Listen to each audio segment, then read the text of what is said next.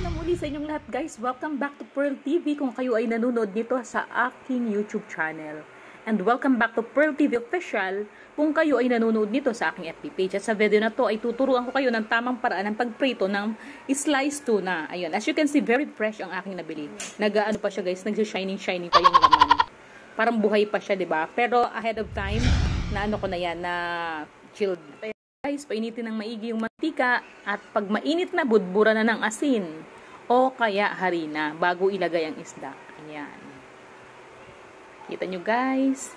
Lagay, dahan-dahang ilagay ang isda. Ayan. Pag mainit ang mantika, talagang sureball yan guys na maganda yung resulta ng inyong pinirito. Huwag nyong ilalagay na hindi pa mainit kasi ang tendency mababasag yung ano nyo, fish at hindi magiging maganda yung pagkaprito. So, dapat mainit na mainit yung kawali at yung mantika. Ganyan lamang guys ang sikreto. Tapos, bago yung i-flip, make it sure na talagang pritado na yung ilalim. Ayan. Pritado na siya para hindi kayo mahirapang mag-flip kasi pag flinip nyo yan, na dumikit yung ano, laman sa kabila. Tapos, ayun.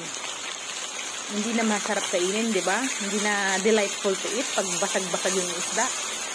Ayan, as you can see, buong-buo. Ang ganda-ganda ng pagkaprito, guys, di ba? So, like for example, may bisita kayo. Siyempre, maganda din na prepare mo yung fish na maganda yung pagkaprito, di ba? Hindi yung basta-basta lang.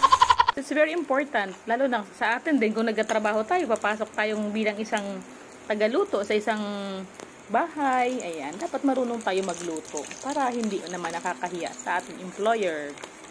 So, ganun ang sikreto ng pagpiprito guys. Huwag niyong kadiligtaan ha. At marami akong mga video ng mga tutorial sa YouTube channel ko guys, sa Pearl TV. Meron akong playlist doon ng cooking, okay? Meron din ako mga talk show. Ayan, sana pasyalan yung aking YouTube channel.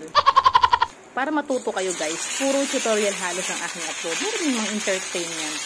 Like kanta-kanta, sayaw-sayaw, pero ano talaga, ang kalahatan talaga ay cooking tutorial and mga tips and sharing, okay? Na talagang mapapakinabangan ng sangkatauhan kapag pinanood yung aking YouTube channel.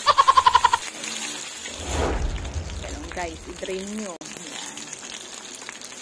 Ganyan na mismo sa kawali i-drain para yung mantika bumaba at magamit pa man ng susunod na luluto. Ayan na guys, luto na siya. Diba? Ready na. I-ready nyo ng toyo mansi. Kainan na. Okay? Maraming salamat sa inyong panonood, guys. Huwag nyo kalilimutan mag-like and subscribe.